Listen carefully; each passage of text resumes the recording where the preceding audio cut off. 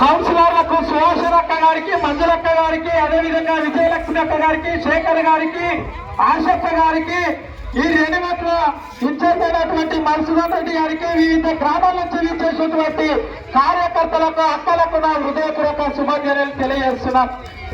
అయ్యా, కోడంగల్ నియోజకవర్గంలో ఏం నడుస్తుందంటే మొత్తము గుండాల రాజ్యం, రాయలసీమ రాజ్యం నడుస్తుంది. కానీ దయచేసి గుర్తుపెట్టుకోండి కార్యకర్తలారా, మనం 10 ఏళ్ళు పరిపాలించడం. 2019లో నరేందర్ అన్న గెలిచితే రేలట్లనే గల్లీ సీసరోలు చేసిన ఘనత మన పట్నం నరేందర్ రెడ్డిని. మరి ఈయన చేసినాయి అంటే 2023 గెలిచిన తర్వాత ఈ ప్రాంతం సీఎం అయింది.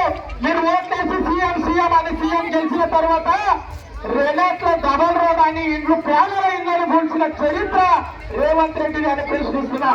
మరి రేవంత్ రెడ్డి సరే, మరి ఇక్కడ గుడి కానుంచి మసీదు కానుంచి ఎస్సీ కాలనీ వరకు రోడ్డు విస్తరణ వాళ్ళు ఎవరెన్ను పోయినా ఒక్కసారి గుర్తుపెట్టు.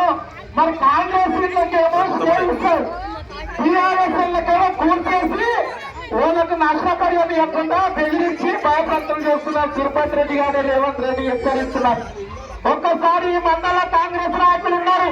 మరి అక్కడి నుంచి 2 నుంచి మూలపురం రోడ్డు పోతే అక్కడున్న నాయకులు ఎవరు గుణలేదు. ఒక్కసారి మీరు కార్యకర్తలు గమనించాలి. మరి ఎవరు వాళ్ళ ఇళ్లలో స్టేలు వస్తాయి, మన పేదల ఇళ్లకేమో బుల్డోజర్ వస్తుంది.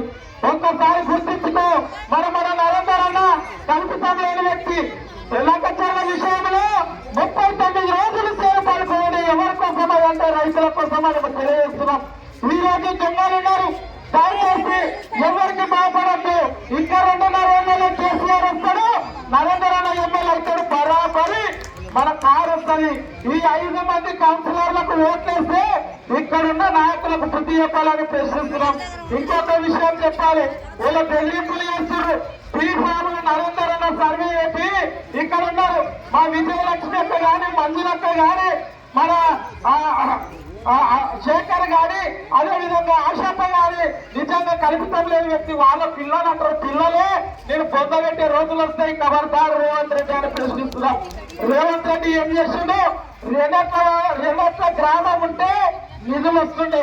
ఇక్కడ సర్పంచ్ అవుతుండ్రి, 12 మంది వార్డు మెంబర్లు ఉంటుండ్రి. మరి ఇక్కడ బలవంతంగా కాడ ఆఫీస్ కు పోయి ధర్నా చేస్తే తాళి పట్టించుకొని పోలీసులతో తొప్పి బలవంతంగా తాళి కట్టారు మున్సిపాలిటీకి. అంటే ఎందుకంటే చెప్తున్నా, రెండట్ల వాళ్ళు గ్రామ ప్రజలారా, మున్సిపాలిటీ కలిస్తే ఇల్లు ట్యాక్స్ ఎంత తెలుసా? మన జీపీలో ఉంటే 500 కట్టే అవసరం ఉంటుండే. మున్సిపాలిటీలో అయితే 1,50,000 నుంచి 2 లక్షలు కట్టి 2 మున్సిపాలిటీ కట్టాల్సి వస్తుంది. మరి మూర్ఖులకు ఓట్లేస్తారా? మనం అభివృద్ధి చేసేటువంటి మన నరేందర్ అన్న కేసీఆర్ గుర్తు, కారు గుర్తుపై ఓట్లేస్తారా? ఒక్కసారి గమనించాలి.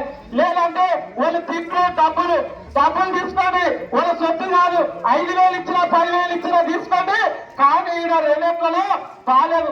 ఇక మా అన్నంతా తిరిగానే ఎన్నుపట్టు కొడిచారు పెద్ద లీడర్లు. వాళ్ళ పేర్లు చెప్పలేను.